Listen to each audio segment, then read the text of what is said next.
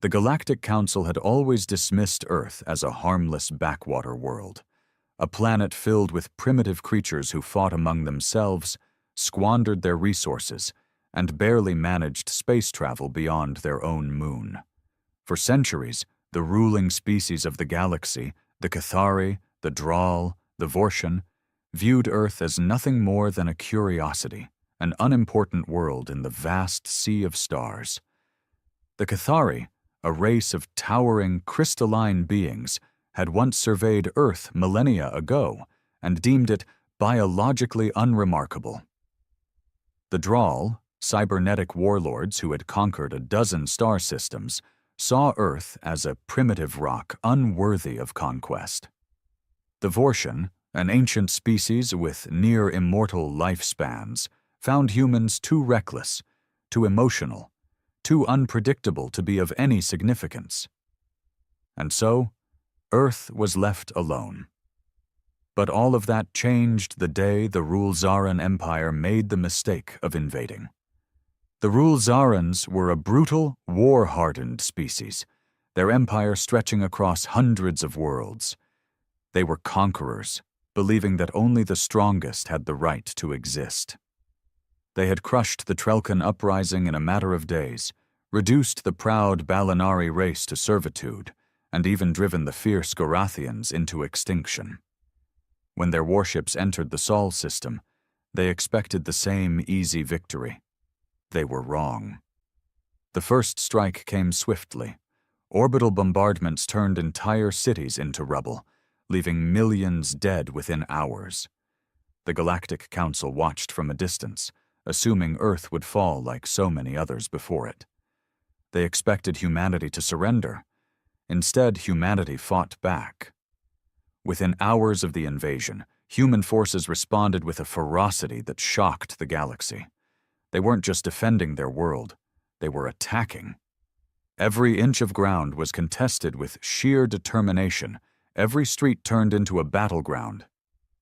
The Rulzarans expected submission. What they got was defiance. The Council had seen planetary resistance before, but this was different. Human pilots, flying machines far inferior to Rulzaran warships, began ramming into enemy vessels in suicidal attacks. Infantry fought in brutal, close-quarters combat, using anything they could, guns, knives, bare hands, to take down their enemies. And when nuclear warheads were launched against the invaders, it sent a message that chilled even the most hardened council members. Humans did not fear destruction. For the first time in their history, the Rulzarans hesitated.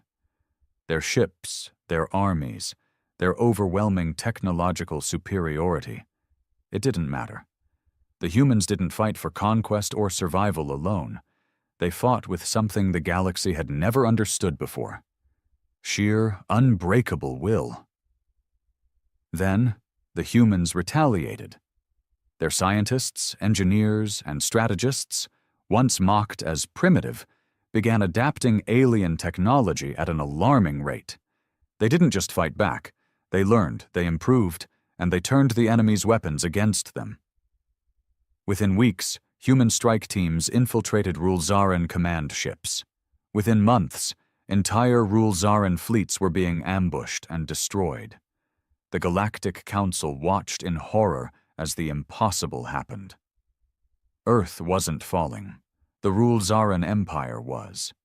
One by one, their colonies burned. Their warships were hunted down and obliterated, and soon the unthinkable occurred. The Rulzaran homeworld, the heart of their mighty empire, was left defenseless, and the humans, in their relentless pursuit of vengeance, unleashed hell upon it. The war was over. The Rulzarans were no more. And now, the galaxy looked at Earth with new eyes. The Council once thought Earth was harmless. Now they understood the truth. Earth wasn't just another planet. It was a warning. In the aftermath of the war, the galaxy fell into uneasy silence. The once mighty Rulzaran Empire had been erased from existence, their fleets shattered, their homeworld reduced to an uninhabitable wasteland. No one had ever seen a species rise so quickly, adapt so ruthlessly, and retaliate with such relentless fury. The Galactic Council held an emergency summit, their halls filled with hushed whispers and nervous glances. The Cathari, the Vortian, the Draal, and the dozen other dominant species of the galaxy now faced a terrifying truth. Humanity was no longer an overlooked anomaly. They were now the single most unpredictable force in the universe. "They are not like any species we have encountered," said High Chancellor Voshtal of the Vortian. "They do not break. They do not surrender. And worse—" He paused, his glowing green eyes narrowing. "They learn." The Cathari delegate, his crystalline form pulsing with nervous energy, nodded. "The humans took the invaders' technology and improved it. That is what frightens me the most. They did not simply resist the Rule Zarans, they consumed them." The Draal warlord, a cybernetic nightmare of steel and flesh, growled, "We should have eradicated them when we had the chance." The chamber fell silent at his words. That was the unspoken thought lingering in every mind. Earth had gone from an afterthought to a threat overnight. And yet, despite the fear, no one dared make the first move. The humans had not expanded their conquest. They had not demanded tribute or subjugated the rest of the galaxy. They had taken their vengeance, and then they had stopped. That, more than anything, unsettled the Council. Humans weren't driven by the same hunger for power that the Draal thrived on, nor the calculated territorial expansion of the Vortian. No, humanity had proven they were something far worse. They were unpredictable. And then the message arrived. A single transmission sent from the newly rebuilt capital of Earth. It was short, simple, and more terrifying than a declaration of war. "We remember." With those two words, the galaxy understood what they had unleashed. Earth had been attacked, humanity had been underestimated, and now every species knew if another empire ever made the mistake of threatening them again, there would be no mercy. The galaxy would never forget the day it witnessed Earth's power, because humanity never would. The galaxy tried to move on. Trade routes reopened, alliances were reforged, and empires resumed their quiet struggles for influence. But beneath the surface, an unshakable fear lingered. Humanity had changed everything. The Vortian, masters of diplomacy, attempted to reach out. Their envoys arrived on Earth, hoping to mend relations, to study the creatures they had once dismissed as insignificant. What they found was a world that had transformed itself in record time. Human cities, once devastated by war, had been rebuilt with terrifying efficiency. Defense systems lined the skies, energy shields and orbital platforms standing guard over every major population center. Humanity wasn't celebrating victory, it was preparing for the next war. "We do not seek conflict," the Vortian ambassador told the leaders of Earth. The response was cold. "Neither did we." The Cathari tried a different approach. They offered humanity a seat at the Galactic Council, an unprecedented gesture for a species so young. But when the first human delegation arrived at the Council's grand chamber, they did not come with gratitude. They came with demands. "The Council watched as Earth burned," spoke Ambassador Adrian Wells, his voice echoing through the vast hall. "You dismissed our suffering as insignificant. You assumed we would crumble. And now you offer us a seat, not out of goodwill, but out of fear." The assembled species shifted uncomfortably. The humans were right. "We accept," Wells continued, his piercing gaze scanning the room. "But understand this. Humanity is not here to bow. We are here to ensure that what happened to Earth never happens again. Not to us, not to anyone." It wasn't a speech. It was a warning. From that day forward, Earth's presence reshaped the balance of power. Humanity refused to be a passive member of the galaxy. Where the Council hesitated, humans acted. When pirate fleets raided defenseless colonies, it was human warships that responded first. When corrupt empires sought to exploit weaker species, human soldiers arrived to defend them. Some called them protectors, others called them meddlers. But no one dared to call them weak. And then the whispers began. Deep in the outer systems, beyond the reach of the Council, something was stirring. Ships were vanishing. Entire colonies were going dark. At first, the Council dismissed the rumors as mere pirate activity. But the humans knew better. They had seen war, they had seen conquest, and they recognized the signs. Something was coming, and this time, humanity would not wait for the first strike. They would be ready. The signs were subtle at first. Freighters failing to check in, distress signals abruptly cut off, frontier colonies going silent one by one. The Galactic Council dismissed it as typical fringe sector instability, blaming pirates, navigational errors, or local conflicts. But humanity had learned a hard lesson from the Rule-Zarin War. The first warning signs of a disaster were always ignored until it was too late. And so, while the rest of the galaxy remained complacent, Earth prepared.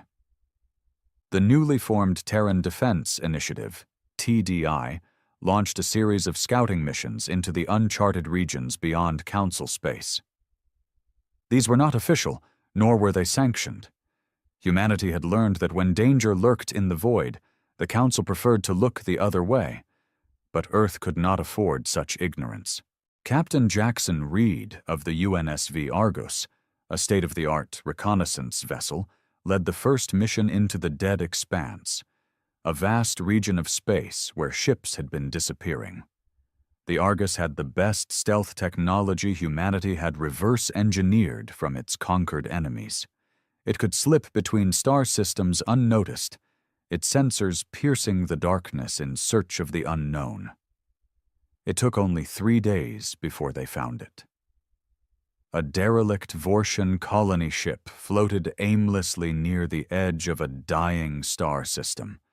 It was massive, capable of carrying 500,000 Vortian citizens. There was no distress beacon, no signs of battle damage. It was simply abandoned. Reed ordered his team to board. The moment they stepped inside, the silence was suffocating. The ship was intact, its systems still humming with faint energy. Half-eaten meals sat untouched in the mess halls. Doors remained open as if their occupants had simply walked away mid-step. But there were no bodies, no blood, no signs of struggle. It was as if every living thing had simply vanished. The deeper they went, the worse it got. Crew quarters were eerily pristine, their owners' belongings still in place, beds left unmade, clothes draped over chairs. The bridge crew's terminals were still active, displaying star charts and half-written logs that ended abruptly. The security systems recorded nothing unusual, and yet the ship was empty. Then they found the writing, carved deep into the walls, into the floor, into the very metal of the ship. It sees, it waits, it knows. A shiver ran down Reed's spine. His comms officer, Lieutenant Mara Santos, whispered, "Sir, I think we need to leave." Then the lights flickered, and the whispering began. It wasn't over the comms. It wasn't coming from their translators. It was inside their helmets, inside their minds, a chorus of voices speaking in a language no one could understand, layered upon itself in an eerie, overlapping harmony. The words were wrong, impossible sounds that twisted inside the brain like living things. "Back to the shuttle, now." Reed's voice was calm, but his heart was hammering. The team moved quickly, but the whispering grew louder. The ship, once silent, now creaked and groaned, as if awakening from a deep slumber. Shadows twisted unnaturally, stretching and shifting where there should have been no movement. Then Santos screamed. She staggered, clutching her helmet, eyes wide in terror. "It's inside! It's watching!" Reed grabbed her by the arm, pulling her toward the exit. The whispering became a roar, an overwhelming storm of incomprehensible words that clawed at their thoughts. The walls of the ship seemed to pulse, the metal flexing as if something massive was shifting beneath its surface. They barely made it to the shuttle. As soon as they were aboard, Reed barked, "Get us out of here!" The pilot, hands shaking, launched the shuttle at full burn. As they cleared the docking bay, the Argus fired its main guns, sending searing energy beams into the derelict ship. It shuddered, the metal screaming as it twisted inward, folding into itself as if being devoured by an invisible force. Then it was gone. Not destroyed, not exploded, just gone. The Argus wasted no time escaping the system. Reed's report to High Command was marked urgent, existential threat potential. Within hours, Earth's leadership convened an emergency meeting. The galaxy believed it was at peace. Humanity knew better. Something was in the void. Something ancient, something patient. And now it knew humanity had seen it. The briefing room aboard the UNSV Titan was silent. It was the kind of silence that came when people were faced with something too big, too terrifying to fully comprehend. Captain Jackson Reed sat at the head of the table, his hands clenched as he replayed the footage from the Argus's mission. The council representatives sat in stunned horror, their faces pale, their bodies tense. The Vortian ambassador, High Chancellor Voshtal, had not spoken since the recording began. His species had ruled for millennia, witnessing wars, disasters, even planetary extinctions, but nothing like this. The Vortian colony ship had been one of their largest and most advanced. It should have been impossible for it to simply disappear. And yet, it had. "This cannot be real," the Cathari delegate muttered, his crystalline body dimming in distress. "There is no force in this galaxy capable of that." Reed leaned forward. His voice was steady, controlled. "Then explain what happened, because I saw it with my own eyes. My crew felt it." The Vortian finally spoke, his voice barely a whisper. "The writing, on the walls." He exhaled sharply. "We have seen it before." The room froze. "What?" Reed's eyes narrowed. Voshtal hesitated, then continued. "It is ancient, older than our records, older than even the Drawl archives. There are legends of entire civilizations vanishing without a trace, but we always believed they were myths." He paused. "We call it the unseen." A chill settled over the room.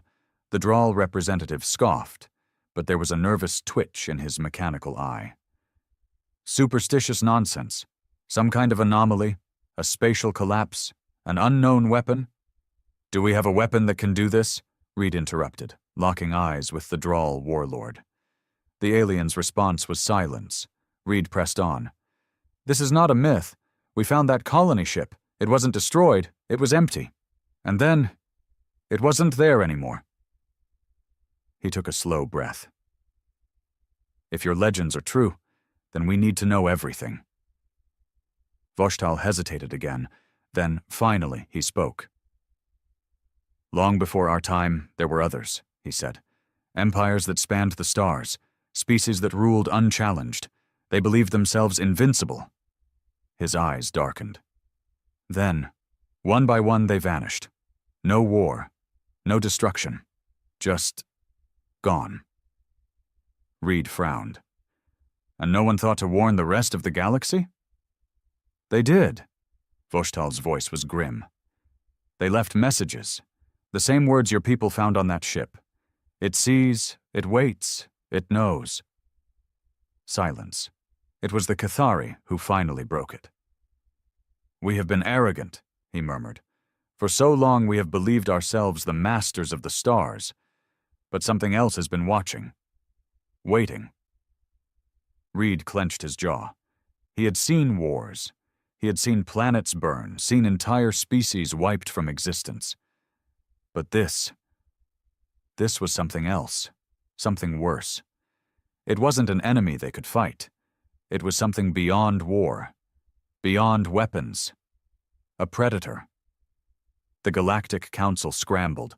They dispatched ships, probed the dark corners of space, sent their best scientists to analyze the anomaly. But the disappearances continued. Ships, stations, entire planets, gone without a trace. And then the message came. It wasn't transmitted through radio waves. It wasn't intercepted by any known system. It appeared all at once in every database, every console, every starship across the galaxy. A single sentence, burned into every screen, every language, in letters that seemed to twist and shift like something alive. You have been seen. Humanity had spent so long proving itself to the galaxy, showing that it was not weak, not to be underestimated. Now, they had the galaxy's attention. But something else had noticed them, too. And it was coming. Panic spread like wildfire. The message had appeared everywhere at once. Every species, every colony, every station, every single being in the galaxy had seen those words. You have been seen. There was no known technology that could have accomplished this. Not even the most advanced civilizations had the ability to bypass encrypted networks on a galactic scale. The message wasn't a threat. It wasn't a demand. It was something far worse. It was a statement of fact.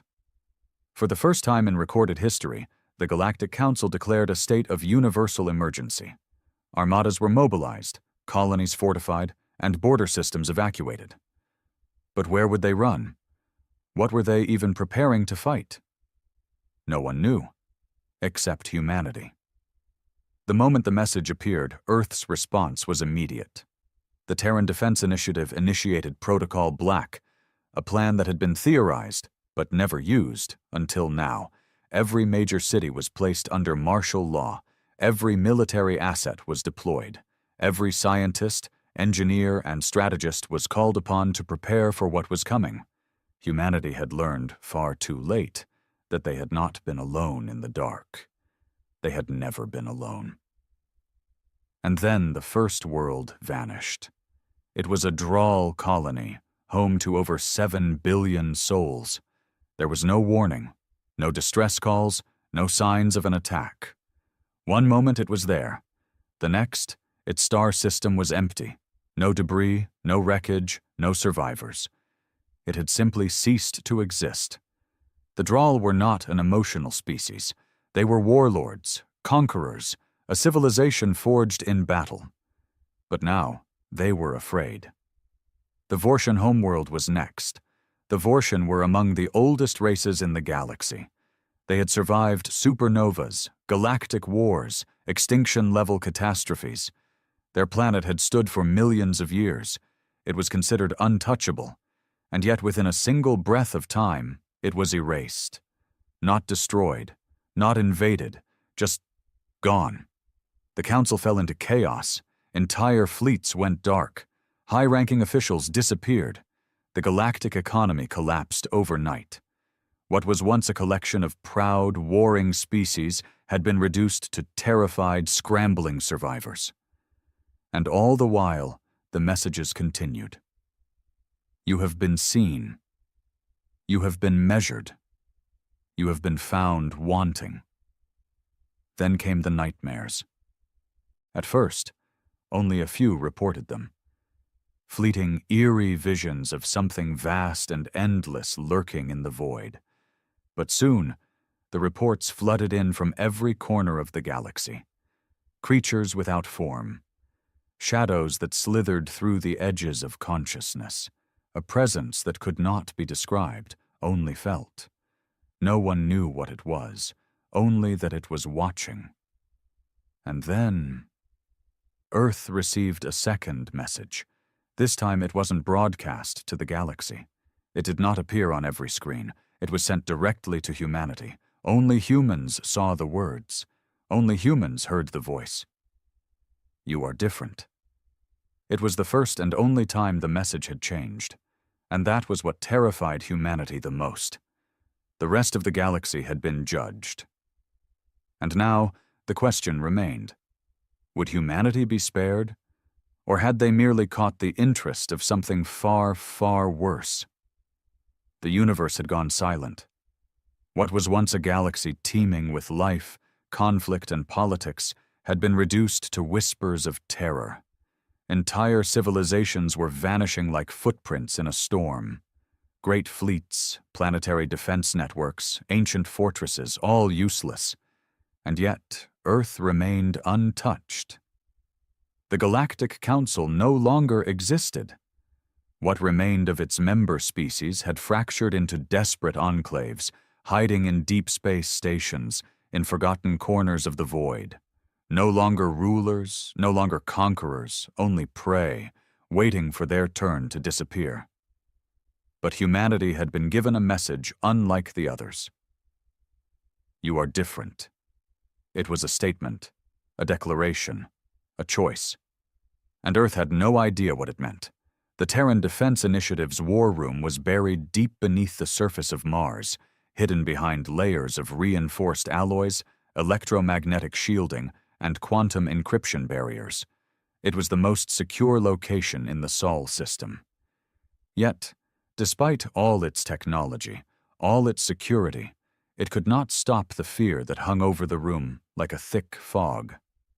High Marshal Jackson Reed sat at the head of the table, his face drawn with exhaustion. Across from him, leaders from every surviving human government, military branch, and scientific division waited for the one thing no one wanted to say aloud. "What do we do?" Admiral Vasquez, commander of Earth's orbital fleets, slammed her fist against the table. "We need to act first. Strike before it does." "Strike at what?" snapped Dr. Arthur Liang, lead researcher of TDI's Xenothreat Division. "Do you even understand what we're dealing with? This isn't an enemy we can fight. It doesn't use ships or soldiers or weapons. It just takes." "We don't know that," Vasquez growled. "We don't know anything." "And that's the problem," Reed interrupted. His voice was steady, but there was an edge of something else. Something dark. "The rest of the galaxy was wiped away like dust, and yet we're still here. Not because we're stronger, not because we're smarter." He exhaled. "Because it chose to leave us." A cold silence followed. President Darius Okoye of the Terran Union, one of the few civilian leaders still in power, steepled his fingers. "Then the question we must answer is simple," he said slowly. "Why?" Dr. Liang hesitated before speaking. "There is a theory." "Spit it out," Vasquez said. Liang licked his lips. "What if it doesn't see us the way it saw the others?" His voice lowered. "What if Tuat we're not like the rest of the galaxy? What if we're something new?" Reed frowned. "New how?" Liang hesitated again. "Humans have something no other species does. It's not intelligence, it's not technology." He met their eyes. "It's adaptation," Vasquez scoffed. "Every species adapts." "No, not like us." Liang leaned forward. "We don't just adapt to survive. We adapt to win. The Rulzarans invaded, and we didn't just fight back. We stole their technology, turned it against them, and wiped them out. Every time humanity has faced extinction, we evolved into something stronger, more dangerous. We refused to die." The room was silent. Liang continued, his voice shaking slightly. "Whatever this thing is, it erases entire species without a trace. But us?" He swallowed. "We see it. We feel it. Maybe we're the first ones who've ever noticed it watching. And maybe—" His voice dropped to a whisper. "Maybe that means we have the ability to fight back." Reed leaned back in his chair. The thought was unsettling. If Liang was right, then humanity wasn't being ignored. They were being studied, tested. And the worst part? They had no idea what would happen if they failed. Then the lights flickered. The room went dark, and a new message appeared on every screen. "You were right." A chill ran through Reed's spine. Liang paled. "Oh no. We will see what you become." The message faded. The lights returned. The war room was silent, but the meaning was clear. Humanity had been given a choice: to evolve or to disappear like the rest. Reed's voice was grim. Prepare the fleet, because for the first time in history, Earth would not wait for the unknown to come to them. They were going to war. The preparations for war began immediately. Humanity had never faced an enemy like this. The Rule-Zaran War had been brutal, but at least there had been a fight. An enemy fleet, an empire to dismantle, a war to be won. This question mark. This was something else entirely. How do you fight something that doesn't exist in any conventional sense? The Terran Defense Initiative went into full mobilization. Every warship in the Sol system was refitted with the most advanced technology Earth had to offer. Every scientist, engineer, and strategist worked around the clock to decipher the impossible. No one slept, no one rested. And in the heart of it all, Jackson Reed watched the stars. It had been weeks since the last message. No new disappearances had been reported. No new worlds lost. No further signs that the unseen, as the Vortian had called them, had made their move. It was like the entire galaxy was holding its breath, and humanity was left standing at the edge of the abyss, waiting for something to push them in. Deep beneath the Martian surface, in the most secure research facility ever built, Dr. Arthur Liang and his team worked on what could only be described as madness. "We can't kill something we don't understand," Liang had said weeks ago, "but maybe we can change the rules of the game." The project, codenamed ECHO, was theoretical at best. It was based on the terrifying assumption that the unseen didn't just erase civilizations, it rewrote reality itself. The disappearances weren't simple destruction. They were a complete, fundamental undoing of existence, as if those planets, those species, had never been there to begin with. Which meant if humanity wanted to fight back, they needed to rewrite reality too. "Status?" Reed asked as he entered the lab, his presence demanding immediate attention. Liang turned, dark circles under his eyes, fingers twitching from too much caffeine and too little sleep. "We're close. Too close, honestly." Reed frowned. "Explain." Liang exhaled, running a hand through his disheveled hair. "We built the device. It works, but—" He hesitated. "It's responding." The room went still. Reed's jaw tightened. "Responding," Liang swallowed. "Every time we activate a test pulse, we get a feedback signal from somewhere. It's like it knows what we're doing." Reed's heart pounded in his chest. "And," Liang's voice was barely above a whisper, "and it's watching us back." The decision was made. Protocol Black shifted into its final stage. The first fleet, Echo 1, was deployed toward the last known location of a vanished planet. The plan was simple: trigger the device, force a response, and see what happened. It was the most reckless, dangerous, and outright suicidal operation in human history. And yet, Echo 1 went willingly. Humanity had never been the strongest species in the galaxy. They had never been the most advanced. But they had something no other species had: the will to fight, even in the face of something beyond comprehension. Reed stood aboard the bridge of the UNSV Valiant, Earth's most powerful warship. The fleet was in position. The device was primed. Every screen, every sensor, every weapon system was locked onto the empty void where a planet should have been. And then Reed gave the order. "Activate ECHO." A pulse of energy rippled outward, warping the very fabric of space itself. For a moment, nothing happened. The stars remained, cold and distant. The silence of the void pressed down on them like an ocean of darkness. Then the screaming began. It didn't come from the comms. It didn't come from the speakers.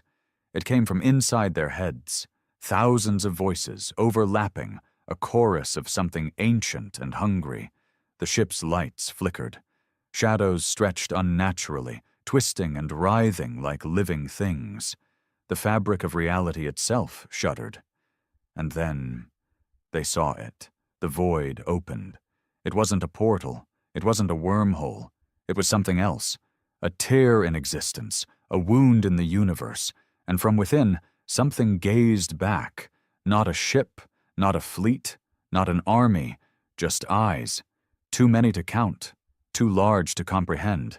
Reed felt his mind fracture under the weight of that gaze. His body locked in place, his thoughts unraveling. It was looking at him. It was looking at all of them. And then, for the first time in its unknowable existence, it spoke. "Show us." The void pulsed. The ship's systems went dead, and the fleet was gone. Earth waited. The last transmission from Echo 1 was received 6 hours ago. No response since, no signs of the fleet. They were alone, or so they thought.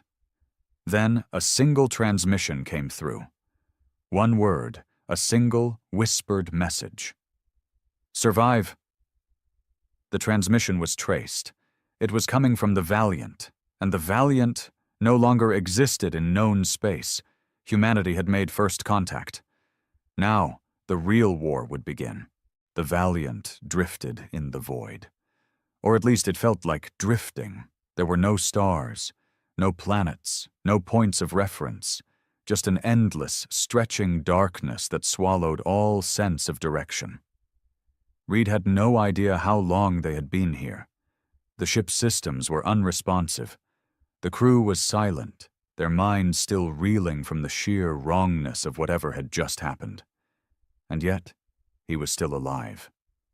That was the first sign that something had changed. Because if the unseen had erased entire civilizations without a trace, if it had swallowed entire species into nothingness, then why was he still breathing? Why was his ship still intact? "Show us." The words still echoed in his mind, whispered in a voice that wasn't sound, but something deeper, something imprinted into his very thoughts. They were being tested. That realization sent a shiver down Reed's spine. He had been prepared for destruction.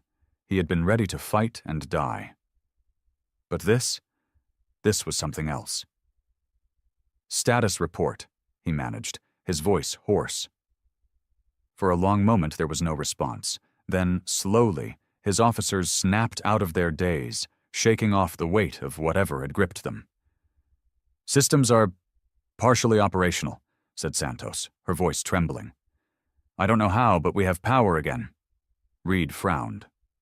"Weapons? Non-functional? Engines? Dead? Communications?" Santos hesitated. "That's the strange part, sir."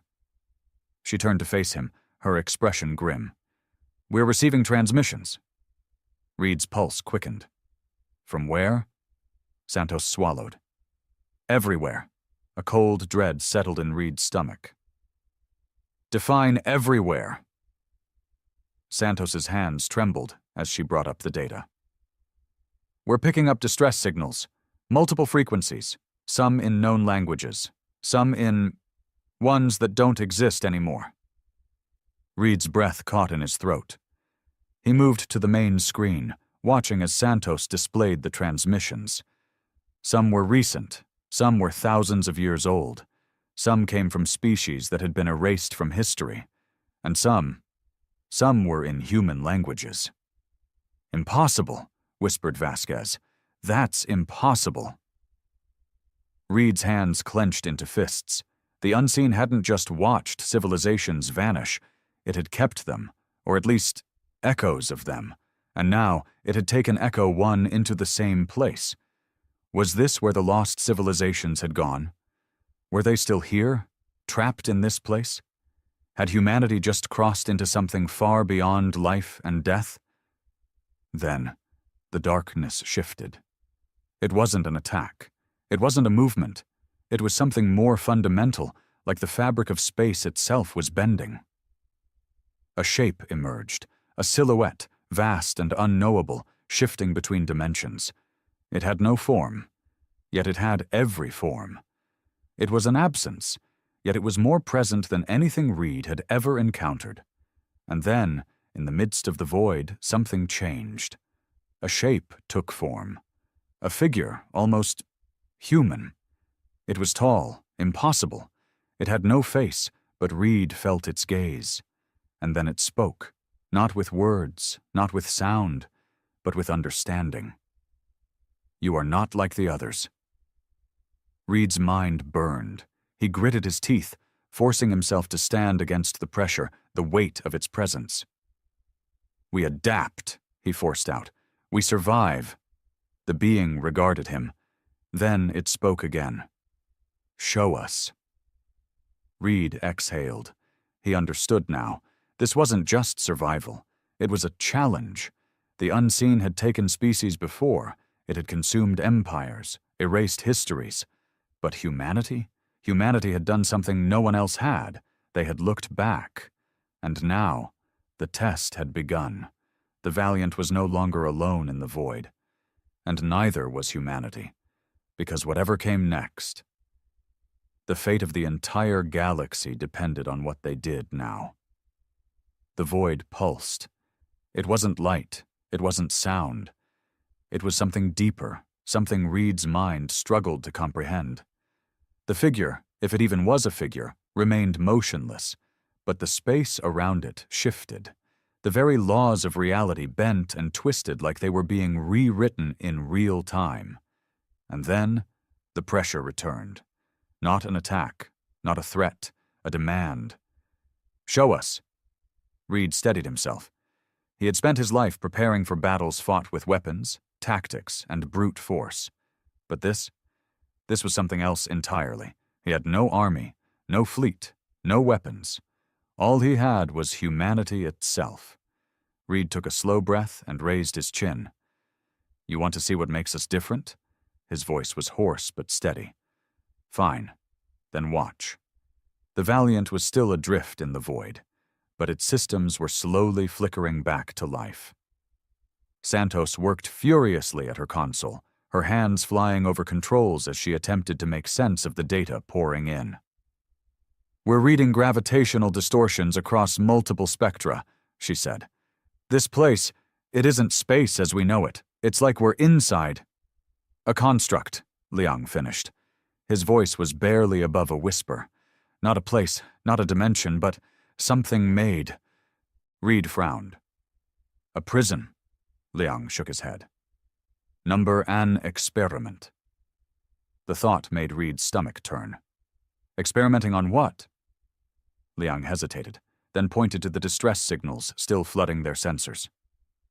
"I think on us. On everything that's ever vanished." A cold realization settled over the crew. The unseen hadn't just erased civilizations. It had collected them, studied them. And now it was doing the same to humanity. "Enough," Reed muttered. "If they want to see what makes us different, we'll show them." He turned to Santos. "Reboot every system. Power up everything we have left. If this place is a construct, let's break it." Santos hesitated. "If we push too hard, sir, we could—" "That's the point," she nodded grimly. "Understood." The bridge hummed with renewed energy. Lights flickered, screens crackled, the engines sputtered, then roared to life, and the void reacted. The figure shifted, its edges unraveling and reforming in ways Reed's mind could barely process. It was watching, learning. Then the void itself rippled. The Valiant shuddered violently, as if the entire reality around it was reshaping itself. The distress signals blinked out, one by one, replaced by something new, something ancient, something angry. A deep, resonating pulse spread through the ship, not sound, but meaning, and Reed finally understood. They were not the first to fight back. They were just the first to still be standing. The first attack came without warning. Not weapons, not ships. A wave of pure force crashed against the Valiant, threatening to tear it apart at the molecular level. The ship groaned under the pressure. Metal screamed. The hull twisted like it was about to collapse in on itself. But it held. "Shields at maximum," Vasquez barked. "They're testing us." Reed's grip tightened. "Then let's pass the test." Santos's hands flew over her controls. "Sir, the ECHO device, it's resonating." Reed turned sharply. "Resonating with what?" Liang's face went pale. "With them." The unseen weren't just watching anymore. They were responding. And then, for the first time since entering the void, something spoke back. Not the unseen. Something else. A voice, ancient and fractured, filled the ship. "We remain." Reed's breath caught. He turned to Santos, who was staring wide-eyed at her console. "Sir," she whispered, "that came from inside the void." A cold realization settled over the crew. Not all of the vanished were gone. Some were still here. And now, with the ECHO device active, they had just woken them up. The test was no longer just for humanity. It was for everyone who had ever been taken. And the final battle had just begun. The void trembled. The Valiant stood at the center of something far greater than any war humanity had ever faced. The unseen had pulled them into its experiment, tested them, observed them. But in doing so, it had made a mistake. It had assumed humanity would break like the others. It had assumed wrong. "We remain." The ancient voice echoed through the ship's systems, vibrating through the hull, through their bones. Reed didn't know who or what had spoken, but he knew what it meant. The civilizations that had been erased, the species that had vanished, some part of them had endured. And now, with humanity's defiance, with the activation of Echo, something deep within the void had woken up. "Sir," Santos said, voice shaking, "ECHO is syncing with the frequency of the void. It's aligning with whatever's trapped here." Liang's hands trembled over his console. "It's rewriting the parameters of this space. If we push it further—" "Do it," Reed ordered. Liang hesitated only for a second before slamming his hand down on the control panel. The Valiant shuddered as ECHO surged to full power. A pulse of energy rippled outward, not just across space, but across reality itself. For the first time, the void around them cracked. And then, the shadows screamed. It wasn't a sound. It was a presence, a wave of sheer rage and confusion. The unseen had never lost control before. It had never failed in its experimentations. Until now. Shapes twisted within the void, writhing in unnatural, shifting patterns. They weren't ships. They weren't beings. They were something else, something vast, something beyond matter. But they were not invincible, because humanity had just rewritten the rules. The moment Echo reached full synchronization, the void fractured. A blinding light split the darkness, searing through the unseen like a wound across the fabric of existence. And from that light, the lost returned.